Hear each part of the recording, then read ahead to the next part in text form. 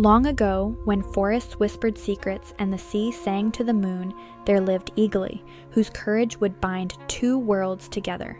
She lived at the forest's edge, where roots tangled with riverbanks.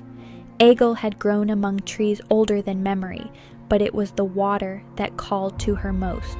On the morning the world changed, sunlight spilled like molten gold across the pond. Egle stood barefoot, toes brushing the cool mud. "The water is perfect today," she said. Her sister laughed. "Until you see a fish and scream, sister." Egle snorted, "I do not scream." They both laughed, the sound skipping across the water in bright ripples. That was when the water stirred. A great serpent rose from the depths, scales gleaming like moonlit jade.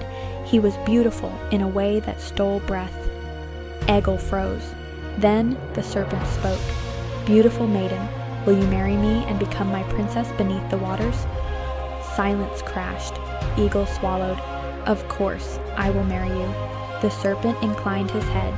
"Your word is given, maiden Egle. I shall return for you." Then he sank beneath the water, leaving only rings behind. For a long moment neither sister spoke. "What a strange dream," her sister laughed.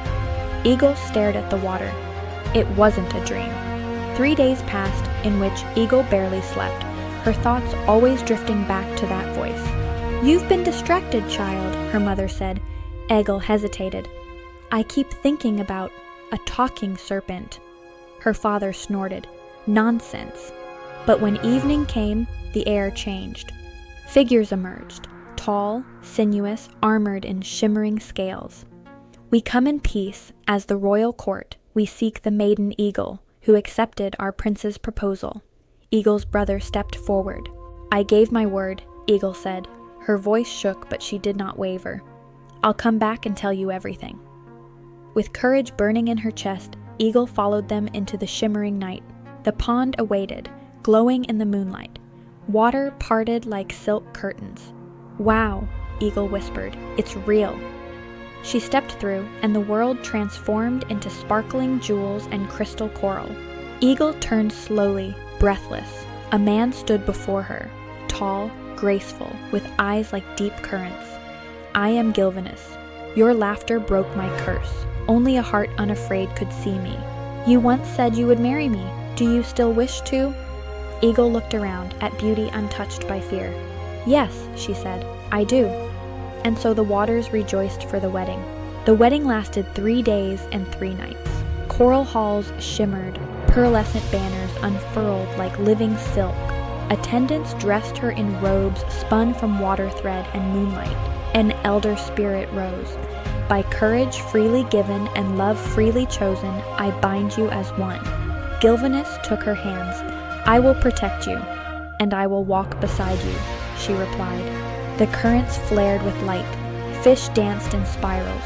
Water lilies opened like stars. Egle laughed, and the sound smoothed restless tides. She had become the queen of the waters. The years followed with wonder. Egle learned the language of currents and the etiquette of tides. Gilvanus taught her patiently. "You carry 2 worlds in your heart," he told her. Their children came one by one, gifts of land and water. They grew surrounded by magic, anchored in love. Still, Egle would drift near the surface, gazing upward at the ceiling of water. "Mama, what is the forest really like?" Egle smiled. "Trees reach for the sky, birds sing in the air, and my family, I haven't seen them in so long. I miss them every day." "Can we visit them, please?" the youngest asked. Gilvanus joined them. "You miss them, I see it," he smiled. "Then we shall visit. Our children should know both their worlds. A queen should never be separated from her family." Egle's breath caught.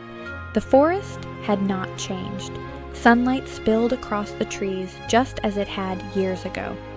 "There's the house," Egle said softly. Her sister was the first to see them. "Is that her, Egle?" "I'm happy, Papa. This is my husband, Gilvanus, and your grandchildren." Gilvanus bowed. "I have loved her every day. She is my queen." Egle's father smiled. "You are welcome in our home." Laughter filled the clearing. Her family's fear softened, but shadows of doubt crept into the minds of Egle's brothers. Jonas watched everything. Magic, he told himself, was not gentle. It hid its teeth. Perhaps the children could show us how to call him, Jonas said. Egle hesitated, but her son sang the secret song. Dear Gilvanus, if you are well, let the sea foam milk. The forest went silent. The pond began to churn. Gilvanus emerged breathless. Jonas lunged. Ropes laced with iron flew, binding the Serpent King.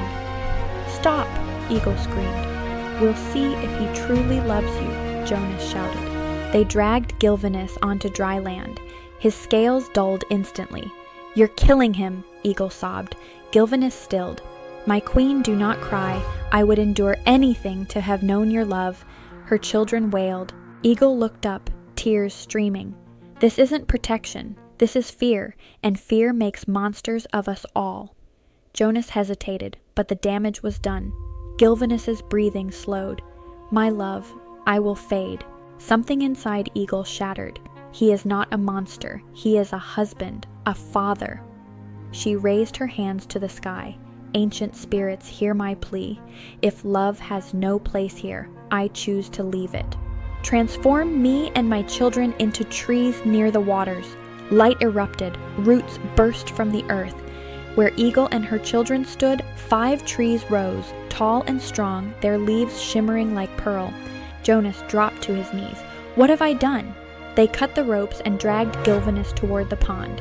He slipped beneath the surface as his strength failed. The water glowed. Magic stirred. True magic. The magic of love. The water closed over Gilvanus like a held breath. Then the pond exploded with light. The 5 trees began to shine. Bark softened into skin. Flesh replaced wood once more. Love had healed them. Gilvanus rose whole and radiant. You're alive, Egle sobbed. He gathered her into his arms. I would give anything to hear your voices again. Her children wrapped around them, laughing and crying at once. Jonas fell to his knees. Will you forgive us? Egle looked at him. Forgiveness is choosing love over anger. Every day I choose it. Gilvanus nodded. Fear builds walls, but love builds bridges. Peace returned. The forest never forgot. Egle returned to her kingdom, but she never left the surface behind again. Near the pond, 5 sacred trees grew, roots drinking from water that shimmered with memory. Love learned to live. And so, the legend of Egle remains a beacon of hope for all who dare to love across worlds. Thank you for staying for this full epic journey. I'll see you in the next story.